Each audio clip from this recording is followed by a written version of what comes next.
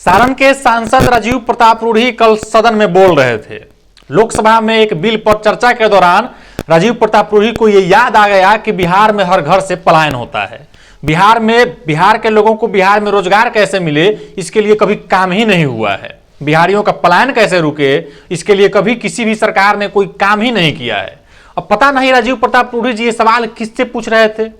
राजीव प्रताप रूढ़ी खुद खड़ा होकर के हर मंच पर यह कहते हैं कि सारण के लोगों ने हमको 30 साल में राजनीति के शिखर पर पहुंचा दिया है। विधायक बने, सांसद बने, राज्यसभा गए, केंद्र में मंत्री बने तो राजनीति का शिखर ही हुआ।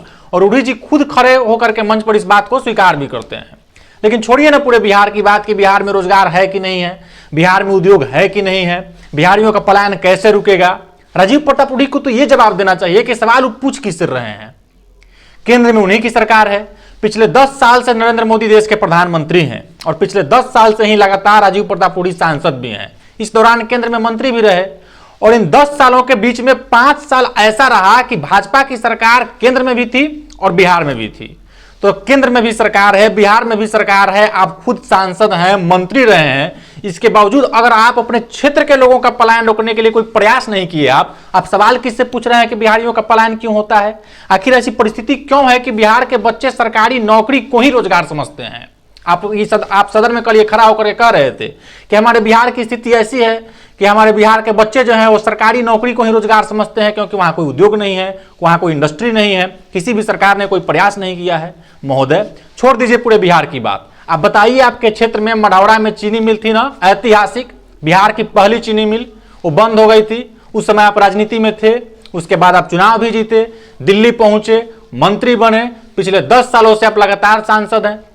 और इस दौरान आपकी पार्टी के सबसे बड़े नेता, देश के नेता प्रधानमंत्री नरेंद्र मोदी आपके क्षेत्र में आकर के मढ़ौरा में लोगों के बीच में खड़ा होकर के ये वादा करके गए थे कि मढ़ौरा का मिठास लौटा देंगे। आप पूछिए ना प्रधानमंत्री जी से कि प्रधानमंत्री जी, हमको क्षेत्र में लोग घेर के पूछ रहा है कि भाई मोदी जी काहे झूठा वादा करके गए, प्रधानमंत्री जी हम लोगों से झूठ बोल करके काहे गए।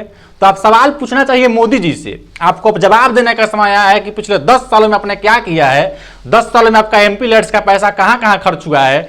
10 सालों में आप अपने सरकार के ऊपर दबाव बना करके अपने क्षेत्र के युवाओं का पलायन रोकने के लिए कौन सा प्रयास किए हैं, इस बात का आपको जवाब देना चाहिए। तो आप सवाल पूछ रहे हैं कि बिहारियों का पलायन क्यों होता है, बिहार के बच्चे सरकारी नौकरी को ही रोजगार क्यों समझते हैं, बिहार में उद्योग क्यों नहीं लग रहा है। महोदय, आपसे आग्रह है कि सवाल पूछने के बजाय आप जवाब दीजिए, क्योंकि जवाब देने का उचित समय अब आ गया है। क्योंकि अब ये उचित समय आ गया है, चुनाव का समय, कि आपको क्षेत्र में आकर के जवाब देना चाहिए कि आपने अपने क्षेत्र के बच्चों का पलायन रोकने के लिए, उनको स्थानीय स्तर पर रोजगार दिलाने के लिए पिछले 10 सालों में आपने क्या प्रयास किया है। आपने मोदी जी से ये जाकर के क्यों नहीं पूछा कि मोदी जी आप हमारे क्षेत्र में जाकर के झूठा वादा क्यों किए थे।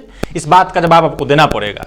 आप लोग खुद सुनिए कि कल रूढ़ी जी सदन में खड़ा होकर के क्या बोल रहे थे। वैसे मैडम, आप भी बिहार से आती है। हमारे यहाँ क्या है ना, हमारे यहाँ तो ना फैक्ट्री है, ना पिछले 30-40 साल में जो परिस्थिति रहा, तो हमारे यहाँ बच्चे रोजगार को ही फैक्ट्री मानते हैं। अरे बिहार एक ऐसा राज्य है कि मतलब हम फैक्ट्री नहीं लगा सकते, तो चलो पढ़ाई करके सरकारी नौकरी कर ले, वही रोजगार है।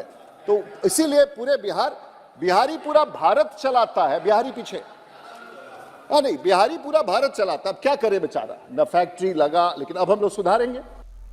सुन लिया आपने, रूढ़ी जी को बहुत चिंता है कि बिहार के बच्चों का पलायन क्यों होता है, बिहार के बच्चों को बिहार में रोजगार क्यों नहीं मिलता है। लेकिन रूढ़ी जी को चिंता तो है कि बिहार के बच्चों को बिहार में रोजगार क्यों नहीं मिलता है, लेकिन इसके समाधान के लिए रूढ़ी जी ने पिछले 30 सालों में कोई प्रयास नहीं किया है।